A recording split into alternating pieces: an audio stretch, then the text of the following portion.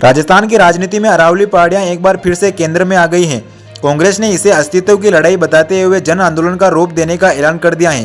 नेता प्रतिपक्ष टिक्काराम जूली से लेकर पूर्व मुख्यमंत्री अशोक गहलोत तक एक सुर में कह रहे हैं, अरावली बचाना सिर्फ पर्यावरण का मुद्दा नहीं बल्कि राजस्थान के भविष्य का सवाल है।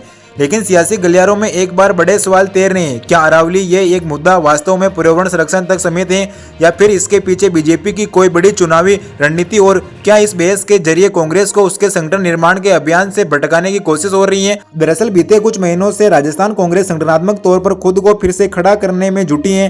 जिला अध्यक्षों की नियुक्ति, ब्लॉक स्तर पर समीक्षा, कार्यकर्ताओं को सक्रिय करने, राहुल गांधी की अगुवाई में संगठनात्मक ट्रेनिंग जैसे कई कार्यक्रमों में पार्टी का पूरा फोकस रहा है। कांग्रेस नेतृत्व जानता है कि आगामी लोकसभा और विधानसभा चुनाव में सीधा मुकाबला संगठन की ताकत से होगा। ऐसे समय में अरावली की नई परिभाषा को लेकर केंद्र सरकार पर आरोप लगाना और सुप्रीम कोर्ट में पेश रिपोर्ट के बाद विवाद खड़ा होना कांग्रेस के लिए बड़ा राजनीतिक हथियार बन गया है। अशोक गहलोत ने इसे राजस्थान के 90% अरावली के मृत्यु प्रमाण पत्र जैसे का करारा दिया तो टिक्काराम जूली ने चेतावनी दी कि अरावली खत्म हुई तो प्रदेश रेगिस्तान में बदल जाएगा।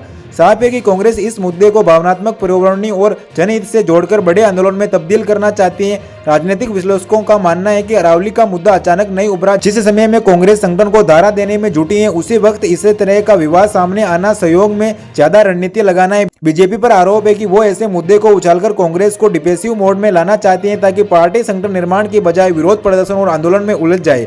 बीजेपी की राजनीति में ये कोई नई रणनीति नहीं है। पहले भी कई बार ऐसे सवाल दिखाए गए। जब विपक्ष किसी मोर्चे पर मजबूत होने लगता है तो ऐसे मुद्दे सामने आते हैं, तो भावनात्मक हो, बड़े हो, जिन पर प्रतिक्रिया देना विपक्ष की मजबूती बन जाए। अरावली का मामला भी कुछ ऐसा ही बताया जा रहा है। बीजेपी खेम में ये तर्क दिया जा सकता है कि नई परिभाषा विकास परियोजना, इंफ्रास्ट्रक्चर और औद्योगिक विस्तार के रास्ते खोलने के लिए जरूरी है। पार्टी इसे विकास नाम राजनीति के फ्रेम में पेश कर सकती है। चुनावी दृष्टि से ये बीजेपी के लिए फायदेमंद साबित हो सकता है क्योंकि वो उद्योग, निवेश और रोजगार की बात करे, शहरी और कारोबारी वर्ग को साधने की कोशिश करेगी। वही दूसरी ओर कांग्रेस पर्यावरण बनाम पूंजीपति मित्र की बहस खड़ी कर रही है। टिक्काराम जूली का यह आरोप है कि उद्योगपति मित्रों को फायदा पहुंचाने के लिए राजस्थान की संपत्ति बेची जा रही है। सीधे सीधे बीजेपी की नीतियों पर हमला है। कांग्रेस ने इस मुद्दे को जनता, किसान और युवाओं का पर्यावरण प्रेमी से जोड़कर एक बड़ा जनाधार तैयार करना चाहती है। 26 दिसंबर को NSUI द्वारा निकाले जाने वाला अरावली बचाओ भविष्य बचाओ पैदल मार्च इस बार संकेत है कि कांग्रेस इस मुद्दे को सिर्फ बयानबाजी तक सीमित नहीं रखना चाहती है।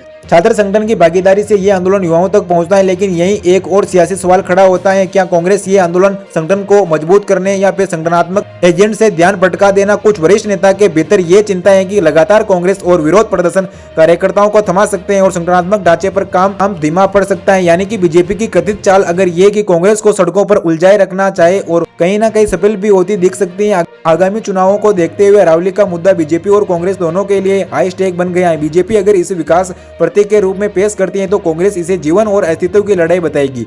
सवाल यह है कि जनता के नेटवर्क को स्वीकार करती है। राजस्थान की बड़ी आबादी पर्यावरणीय बदलावों, पानी की कमी और बढ़ते तापमान से पहले से ही परेशान है। ऐसे में अरावली को फेफड़ा और रक्षा कवच के रूप में पेश करना कांग्रेस के लिए भावनात्मक रूप से मजबूत दावा है।